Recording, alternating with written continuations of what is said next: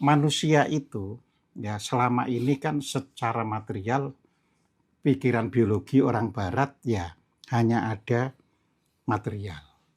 Jadi hidup itu hanya dikaitkan karena adanya material. Ya. Ya. Jadi dia tidak percaya adanya diri-diri yang semakin halus di dalam manusia itu sendiri. Ya. Jadi, disebut 7 lapis kekuatan diri karena pertama-tama itu adalah lapisan fisik kita. Ya. Jadi kita tahu, wah ada apa ini kan dari fisik kita. Tapi kan ada kan orang yang bisa tahu bukan karena fisiknya. Ditutup misalnya mata. Nah, ini masuk lagi ya. Nah, begitu masuk ke dalam itu namanya lapisan ya emosi. Soder itu artinya lapisan kesadaran emosi ya. Jadi di situ. Makanya emosi itu tentu lebih dulu daripada tidak emosi. Ya, orang mencintai orang dan sebagainya kan karena emosinya dulu. Ya kan bukan karena tak nilai-nilai dulu baru aku cinta kan tidak. Ya jatuh cinta dulu baru mikir-mikir cocok atau tidak dengan itu. Ya. Nah, ini lapisan kedua. Cuma kan orang itu ketika masih dalam lapisan pertama ya secara intelektual ya paling rendah karena mengandalkan fisik semata ya.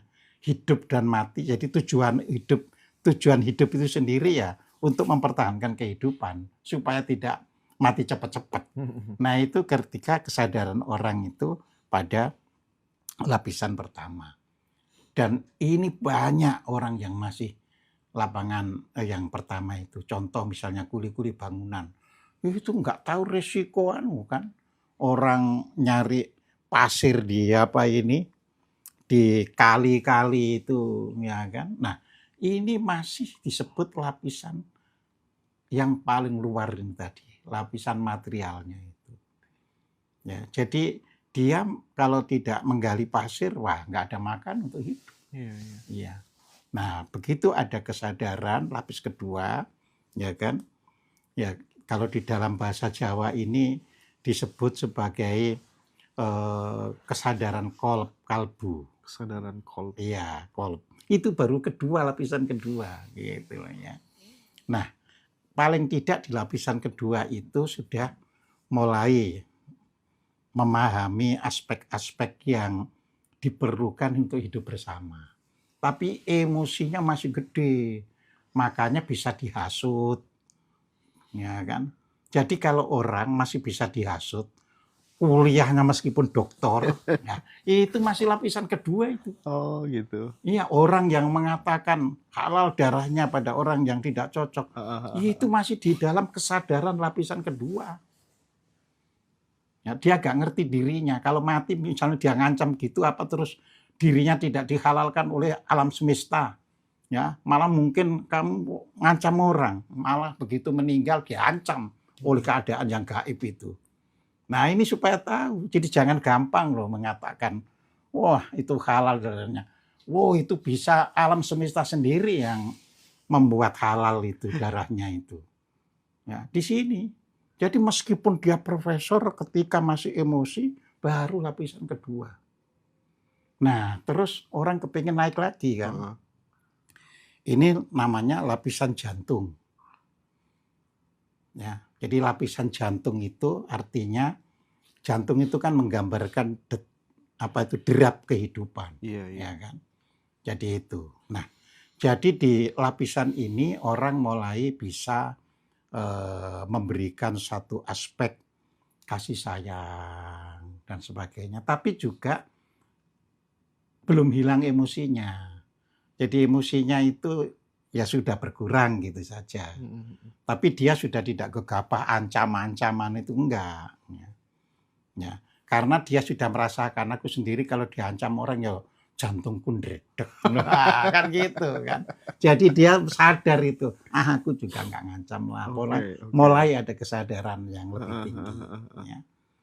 Nah, ada kesadaran titik tengah. Itu namanya kesadaran budi. Ini yang keempat. 4. Ini yang keempat. Ya kan 7 ini. Oke. 7 lapis kekuatan Iya, diri. iya, iya, Yang iya. keempat ini berarti sebagai pengikat antara yang ke bawah dan 3 yang ke atas. 3 ke bawah dan 3 ke atas. Nah, lapisan budi ini namanya itu bumi budi. Oke. Ya, karena badan ini bagi orang Jawa juga disebut bumi. Bumi tempatnya budi. Oke. Kalau bumi ini tempatnya kehidupan kita, ini bumi tempatnya kehidupan budi. Ini disebut lapisan rasional. Ya. Nah, orang-orang di negara maju minimal itu sudah di sini. Di negara minimalnya. maju. Iya. Negara kita di mana? Lah itu tadi 1-2 ini yang lebih banyak, makanya masih senang 1-2 aja nggak lulus gitu ya. Iya itu.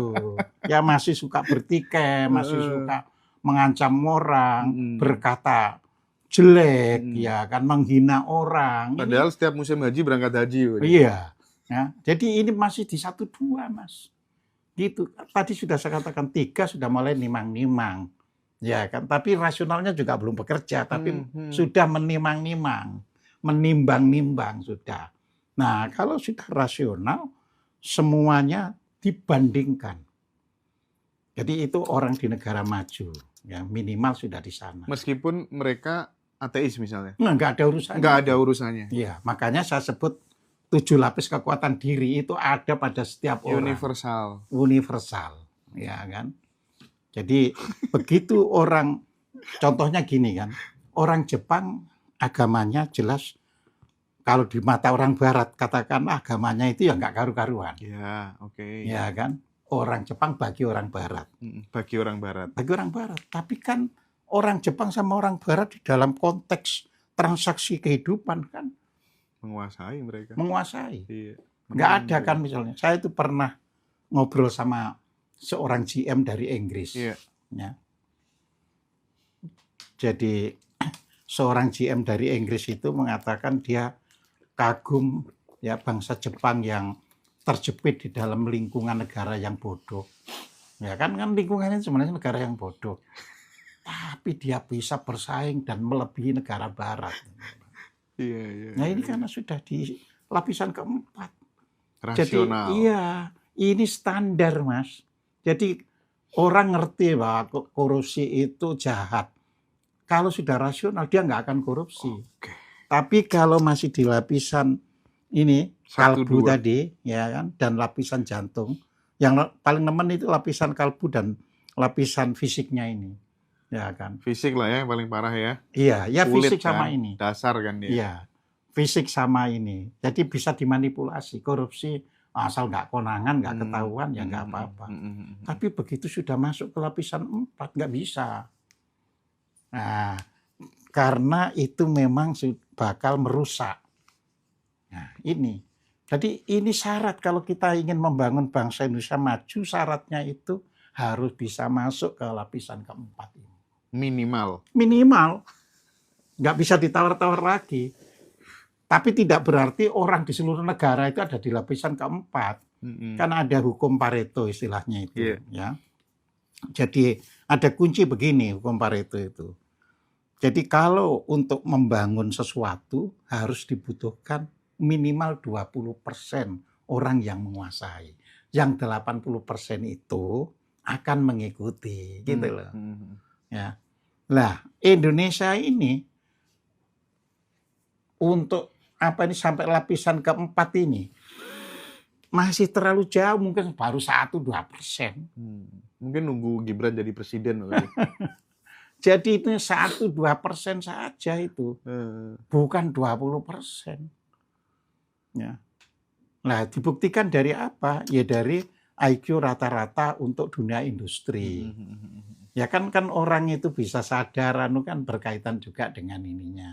Kalau masih IQ-nya rendah ini kan kebutuhan fisik itu dipertaruhkan hidup dan mati. Ya kan bukan dipertaruhkan dengan pemikiran, tapi ya daripada lebih baik. Nah, lebih baik perang, lebih baik wes pokoknya yang intinya itu tidak berusaha untuk mencari solusi yang sebenar-benarnya. Nah, lapisan kelima. Ya kan? Ini kalau di dalam bahasa Jawa itu disebut lapisan bumi jinem. ya. Lapisan bumi jinem. Bumi jinem, ya. Jinem itu apa artinya? Halus. Halus. Ya. Nah, disinilah melahirkan seniman-seniman ulung. Artinya dulu orang Jawa zaman dulu bisa melahirkan gamelan dan sebagainya itu berarti sudah sampai di situ dulu, gitu, ya. Jadi seniman nggak bisa ada di bawahnya jinem itu, ya. Orang Jepang itu tampil seni-seni itu kan belakangan. Pada mulanya ya industri kan begitu karena rasional. Iya. Ya. Sehingga kalau saya membaca ceritanya Sony ketika harus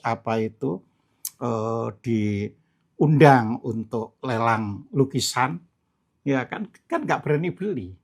Terus ditanya, loh, kan Anda terkenal orang kaya, kenapa tidak ikut lelang? Ya kan?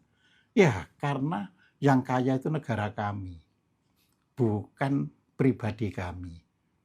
Kenapa negara? Ya karena saya memajukan negara itu kan pajak-pajaknya untuk negara. Ya saya nggak mungkin beli begini nanti. Ya beli begini tetap aja kan dipajaki tinggi. Nah, malah rusak. Jadi di situ. Nah jadi itu baru lapisan kelima. Ya. Nah di lapisan kelima inilah kehadiran agama. Makanya agama itu lebih bersifat seni istilahnya itu. Ya. Walaupun nanti pengikutnya itu tidak bersifat seni.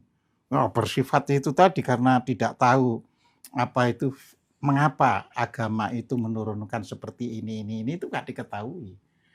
Ya, padahal itu lebih bersifat seni. Ya. Buktinya iya. Mengapa Nabi itu kalau menghadapi sesuatu itu kan tidak langsung ini begini, enggak. Contoh misalkan bahwa di Al-Quran itu Mas tidak ada hukum rajam untuk pezina. Itu Al-Quran. Tapi fakta budaya Arab tetap ada hukum rajam bagi pezina. Ya kan? Sebabnya apa? Kalau di Al-Quran dikatakan, dan bagi pezina laki-laki sepatutnya menikah dengan pezina perempuan. Kalau ada hukum rajam kan nggak bisa nikah. Nah, jadi seperti itu. Ya. Sehingga ketika di budaya Arab itu masih menekankan bahwa itu harus dirajam, ada seorang wanita hamil mengatakan hasil dari zina, jadi minta dirajam. Ya, apa? Nabi menjawab, tunggu sampai kelahiran yang kau kandung itu. Ya. Sebab membunuh kamu berarti membunuh yang dikandung. Ya kan? Lahir, mungkin pikirannya ini itu tadi kan masih di level bawah kan. Jadi ketakutan terhadap situasi yang sudah dia dengar, dia maju lagi ke Nabi, ya kan? Ya Rasulullah, anak sudah lahir. Tunggu sampai kamu bisa menyapih anakmu. Ini kan seni. Iya. Ya. Kalau hukum letter gak bisa begitu itu gitu kan. Sudah 2 tahun sudah saya sapih ya Rasulullah. Iya, tapi dia kan gak ada ayahnya. Ya, tunggu sampai dia bisa seumur baliknya. Setelah itu gak ada cerita nih kan Mas. Nah gitu loh. Kalau nggak ada ceritanya ya berarti aman. Setelah itu kan gitu. Kan nunggu balik itu puluhan tahun lagi. Mungkin Nabi pun sudah wafat. Jadi seperti itu. Gitu loh. Jadi disinilah yang kita harus bisa memahami. Jadi agama, semua agama. Bukan hanya Islam. Itu turun di wilayah orang-orang yang sudah mencapai level ya diri kelima itu, jinem itu. Ya kan. Makanya ya tidak banyak. Ya dia bisa kan memberitahu orang-orang di bawahnya. Jadi di situ. Nah, lebih hebat lagi kan gitu kan. Kalau kita sudah bisa sampai ke level yang ke-6. Yaitu namanya bumi sukma. Bumi sukma. Iya. Sukma itu kan tadi kita. Bumi jinem ya. Iya, tadi kelima itu bumi jinem. Terus ini bumi sukma. Ya. Nah, namanya bumi sukma, orang itu selalu menyebut ya, sukma itu kaitannya dengan kehidupan. Ya. Nah, di dalam bumi sukma itulah manusia sudah tidak lagi membedakan dirinya dengan makhluk yang lain. Oke. Kamu adalah aku yang lain. Iya, iya. Jadi itu. Ya. Hmm. Jadi kalau pada bumi sukma ini masih bisa dilihat ada orangnya. Karena tingkatannya kan baru suatu ungkapan. Oke, Bapak. Nah, yang ketujuh, nah ini kan bumi rasa. Bumi rasa. Bumi rasa, ya kan. Dia sudah tidak dipahami oleh orang lain. Dia pun tidak membutuhkan agama apapun. Nah, jadi di situ. Ya, dia paling memberi nasihat kalau ada orangan. Ya. Jadi di situ. Ya, jadi ia sudah bebas dari segala kepentingan yang ada di ini. Itu kalau orang sudah sampai bumi rasa. Sudah tidak terikat lagi dengan dualitas. Ya tidak terikat. Orang sehingga bertanya kan, loh dari mana bertanya? Loh sudah sampai rasa. Dia menyatakan rasaku hidup-hidup. Tapi kan menjadi sulit dikenali orang gitu loh. Ya dia ketemu orang ya kan. Misalnya disuguhi ya sudah terima kasih. Karena dia sudah tidak membutuhkan makanan dalam bentuk materi. Kan hidup ini karena rasanya kan. Iya. Orang tidak punya rasa sebenarnya tidak hidup. Walaupun secara jasmani tampak hidup. Pak Kojim ini gitu. top bener. Nah, disinilah kita perlu menggali. Ya, nah itu pun dibahas sebenarnya secara fondasinya ada di Makrifat Kasunyatan. Tapi khusus buku itu kan memang mengungkapkan kondisi secara khususnya itu. Aku nggak tahu kok tiba-tiba bahas tema ini tadi. Belum pernah kita bicara ini ya Pak Kojim. Nah, Pak Kojim lanjut. Jadi Mas, ya di dalam kehidupan ini yang harapan kita tentu mendorong ke bumi budi dulu. Ya, budi itu apa sih? Kan perilaku yang benar. Perilaku yang benar itu kan karena orang menggunakan rasionalnya dengan benar. Jadi di situ, ya orang bisa menerima kritik, ya kan nggak akan marah. Itu sudah hanya yang keempatnya, apalagi nanti kelima kan nggak urusan sudah. Yang keempat saja itu sudah nggak bisa marah. Ya. Udah jadi ini Yudhistira. Iya. Jadi makanya syarat untuk bisa maju adalah didorong agar minimal 20%, ini hukum Pareto, minimal 20% warganya mencapai bumi budi. Nah, minimal 20%. 20%. Aduh. 20% dari 280 juta orang. Iya, kita mungkin 1% aja belum ada. Wajar ya, masih halal darahnya gitu ya. Ya wajar kan gitu. Kafir, syirik gitu ya. Jadi di situ. Pak Kojim dulu waktu aku masih ngaji itu kan dapat cerita ya di kajian-kajian salaf itu kan dikatakan ada cerita 3 orang masuk sebuah gua terus kemudian pintunya tertutup. Ya, pintunya tertutup gara-gara apa gitu ya. Terus kemudian satu orang, wah aku dulu pernah berbuat baik ini ya Allah tolong bukakanlah pintu gua ini. Terbuka buka sedikit. sedikit gitu kan ya. Artinya dari cerita itu mengandung sebuah pesan bahwa kebaikan-kebaikan yang pernah kita lakukan itu seolah-olah bisa ditukar oleh sesuatu yang kita inginkan gitu. Dan aku sendiri termasuk orang yang praktek hal itu gitu. Dari SMA lah ya, dari SMA aku praktek gitu.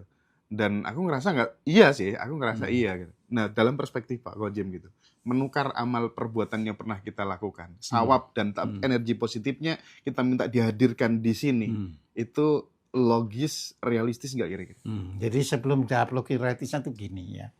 Itulah yang dikenal ya kan kalau di dalam bahasa Islam itu adalah merupakan jenis tawasul perbuatan. Oke. Ya, kan tawasul itu ada tawasul bentuk mengingat guru siapa dan sebagainya. Ini tawasul perbuatan. Jadi orang itu bilang misalnya saya punya orang tua yang lemah, saya yang biasa menyusui, maka tolong dibukakan. Akhirnya terbuka. Ya kan. Ya, Saya ini pernah. karena itu tadi ikatan dirinya perbuatan dengan orang tuanya itu sebenarnya itulah makna hakikat kehidupan. Ya, sama itu dalam segala hal kebaikan itu ya tawasul sendiri kan dari kata masola. Jadi menghubungkan. Jadi bagaimana sesuatu itu tetap termanifestasikan, terhubungkan ya. Jadi itu sebenarnya bukan menukar. Cuma ketika orang dihadapkan segala sesuatu yang mustahil dengan sistem rasionalnya, ya maka dia berarti menggunakan yang irasional. Ya. Jadi ada tingkatannya kan. Kalau sesuatu itu masih bisa diatasi dengan rasional, ya alam juga menyediakan cara yang rasional.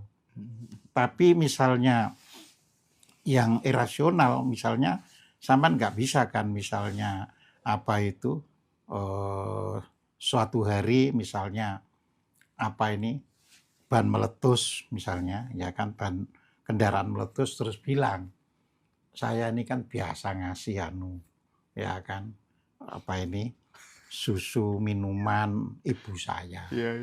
Mohon ya kan banyak diutuhkan ya kan nggak bisa kan ini batu itu ada suatu gerakan yang karena daya dorong dari tawasulnya itu maka batu itu hanya menyingkap ya kan dia juga tidak pecahkan ini batu itu nah tidak ya nah kita juga selalu modelnya juga selalu tawasul misalnya berdoa itu misalnya orang semoga saya lewat ya tidak ada makhluk yang terganggu oleh perjalanan saya itu kan sama saja. Nah bisa kan aman-aman saja sampai sana. Ya seperti itu. Gitu. Oke.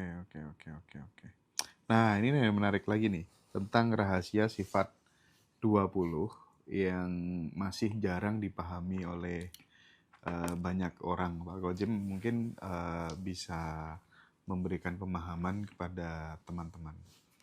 Ya, jadi gini. Sebenarnya sifat 20 itu selama ini disampaikan sebagai doktrin. Sebagai doktrin. Bukan sebagai amalan. Bukan sebagai amaliyah hidup kita. Ya. Sebenarnya sifat itu bukan sifat 20, tapi sifat 21. 21 Pak Gojim? 21. Yang satu itu jais, itulah yang maha kuasa. Yang 20 itu sebenarnya ditujukan ke kita. Nah, yang satu itulah yang maha kuasa. Jadi di situ. Ya. Jadi misalnya wujud, ya saya wujud. Wujud merupakan kehadiran Tuhan, ya ini salah satu wujudnya. Jadi itu sifat yang ditujukan, sifatnya yang maha kuasa, tapi yang dimanifestasikan kepada semua titahnya. Makanya kalau di dalam bahasa Jawa itu menyebut makhluk itu titah. Jadi tidak disebut apa itu seperti di bahasa Arab makhluk. Makhluk itu dari kata kholako. Kholako itu menciptakan. Jadi makhluk itu sesuatu yang diciptakan. Kalau bahasa Inggrisnya ya creature. Dari kata to create ya itu artinya menciptakan ya creature berarti ciptaan, kreator berarti yang menciptakan. Nah, kalau di Jawa itu titah semua ini. Iya. Titah itu apa? Titah itu sebenarnya sama dengan sabda. Ya, namanya sabda. Yang bersabda itu yang maha kuasa ini tidak lagi seperti apa itu mencipta simsalabim itu tidak. Ya dengan segala jaisnya tadi, sifat satu tadi, terwujudlah segala macam yang ada di alam semesta. Lalu kita diminta untuk menjalankan sifat 20-nya itu. Ya, kan di situ ada misalnya kidam, ya. kan artinya dahulu, ya kan? Kita selalu didoktrin dari Tuhan itu yang paling dahulu. Ya. Lah, kan kalau kita lihat tadi kan, jadi bahwasanya manifestasinya Tuhan itu ya kita ini, ya kita ini juga paling dahulu. Makanya dibuat lebih dulu paham daripada hewan, tumbuhan dan sebagainya. Jadi di situ. Nah, jadi makanya manusia itu karena kidam ya menjadi suatu kodam yang mendahulukan sesuatu, sehingga manusia itu adalah pemimpin bagi tita yang lainnya. Sama bako, ya bako itu artinya kekal. Ya, orang menyebut kekal kan pada Tuhan, tapi kan kalau ditanya, lalu kekalnya Tuhan itu bisa dibuktikan dari mana, kan nggak bisa. Ya kan? Malah di dalam serat-serat Jawa dikatakan. Jadi kalau bahasa Indonesianya ini gini, tidak ada sesuatu yang kekal, ya kan? Dan yang kekal itu bukan sesuatu.